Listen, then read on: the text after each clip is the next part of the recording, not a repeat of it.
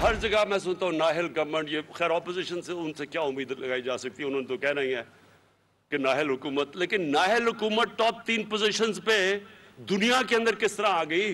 तो वो जो मुल्क दुनिया में टॉप 3 पे आ सकता है वो कितना नाहल होगा?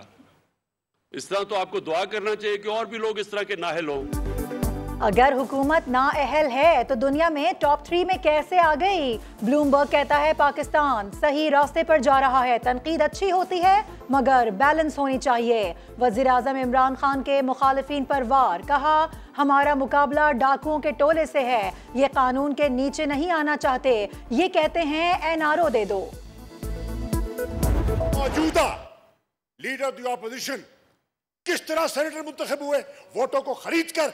इनकी वीडियोस, इनके साहबजादे की वीडियोस पूरे मीडिया में चलती रही है। इन्होंने कहा था मैं लीडर ऑफ द ऑपोजिशन नहीं बनना चाहता, झूठ बोला था। ये रहेंगे, ये इस्तीफा वापस लेंगे, ये इसी कुर्सी को चिपके रहेंगे। ये ड्रामा था। हाथी के दांत दिखाने के और हैं, चबाने के और हैं। लीडर ऑफ ऑपोजिशन वोटों को खरीद कर मुंतखब हुए। क्या इन्होंने नून लीग के साथ कॉम्प्रोमाइज नहीं किया था? ये कुर्सी से चिपके रहेंगे, इनका इस्तीफा भी ड्रामा है। वजीर खारजा शाह महमूद कुरैशी की तनकीद, कहा क्या गिलानी साहब के इल्म में ये बात नहीं थी कि बिल आने वाला है? ये इतने बेखबर, इतने मासूम क्यों थे? तकरीर के दौरान ऐवान में अरकान का शोर शराबा, चेयरमैन सेनेट खामोश कराते रह गए।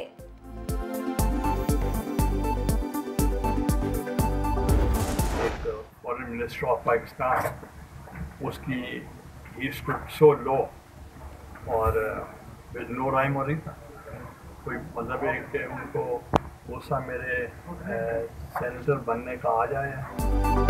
शाह महमूद कुरैशी की तकरीर सेनेट की तौहीन है, ये वजीर खारजा के मयार की तकरीर नहीं थी। अपोजिशन लीडर यूसुफ रजा गिलानी का रद्द अमल, कहा जब मैं स्पीकर था ये मेरा पार्लिमानी लीडर था, मोहतरमा ने मुझे कहा था कि इसे कुछ सिखाओ, ये आज मुझे रूल सिखाने आया था। हम चाहते तो शाह महमूद सिर्फ अपनी जमात को तकरीर सुनाते, ये तो हमारी मेहरबानी है कि हमने उन्हें बोलने दिया। जिसने इस्तीफा देना होता है वो इस्तीफा मुंह पे मारता है और घर चला जाता है। इस्तीफा की सियासत नहीं होती। जिसने इस्तीफा देना होता है वो बातें नहीं करता, इस्तीफा देता है और घर चला जाता है। सेनेट इजलास में कायदे ऐवान डॉक्टर शहजाद वसीम की तनकीद, कहा अपोजिशन खुद 3 दिन से बयानबाजी कर रही है। पीपल्स पार्टी ने पीटीएन क्यों छोड़ी? इनकी अपनी सफों में इत्तेहाद नहीं। सिंध हुकूमत आइंदा बल्दियाती इदारे तहलील नहीं कर सकेगी। Chief justice of Pakistan justice Gulzar Ahmed ने अपने अदालती करियर के आखिरी दिन बड़ा फैसला सुना दिया।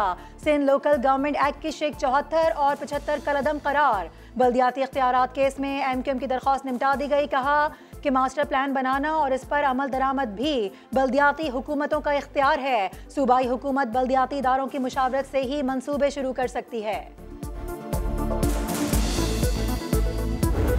तमाम इख्तियारात जो 2013 के लोकल गवर्नमेंट एक्ट और 2021 के लोकल गवर्नमेंट एक्ट में छीन लिए गए थे, वो फौरी तौर पर मैं समझता हूँ कि अब सुप्रीम कोर्ट की भी एक लाउड एंड क्लियर जिसे कहते हैं डायरेक्टिव इशू हो चुका है, तो उसे फौरी तौर पर वापस कर देना चाहिए।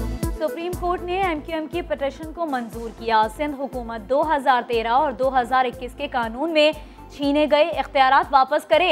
एमक्यूएम रहनुमा अमीनुल हक की प्रोग्राम नया दिन में गुफ्तगू। फारूक सत्तार बोले मुस्तहकम बल्दियाती इदारों की राह हमवार हो गई। सिंध के बल्दियाती इदारों को बहुत बड़ा रिलीफ मिला है।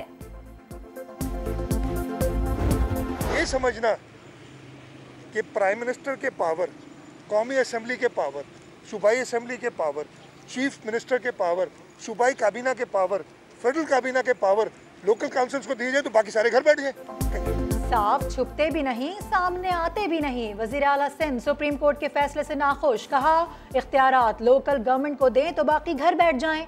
चीफ जस्टिस के एहतराम की बात तो की, मगर तनकीद में ये भी कह गए कि आज जस्टिस गुलजार का आखिरी दिन है तो उन्होंने ऐसा हुक्म दिया, जरूरत पड़ी तो नजरसानी की अपील की जाएगी।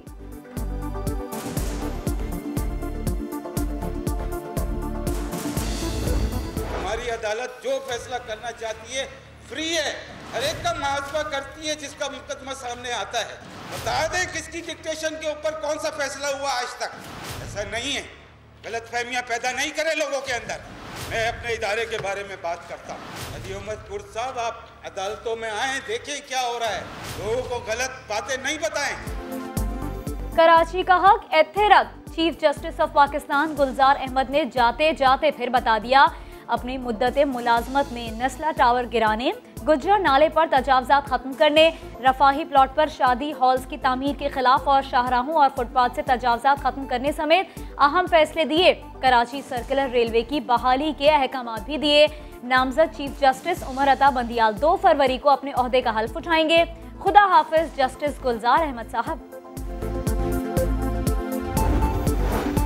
मुल्क में कोरोना के वार जारी, मजीद 32 अफराद का इंतकाल, 5327 केसेस रिपोर्ट, मुस्बत केसेस की शरह 9.65% हो गई। पंजाब में केसेस में इजाफा, 16 अमवात रिपोर्ट। कराची में शरह 23% से तजावुज कर गई। लाहौर में शरह 13, जबकि रावलपिंडी में 10 के करीब पहुंच गई। NCOC का वैक्सीनेशन की खुसूसी मुहिम शुरू करने का ऐलान। असद उमर कहते हैं मोबाइल यूनिट से घर घर वैक्सीनेशन की जाएगी।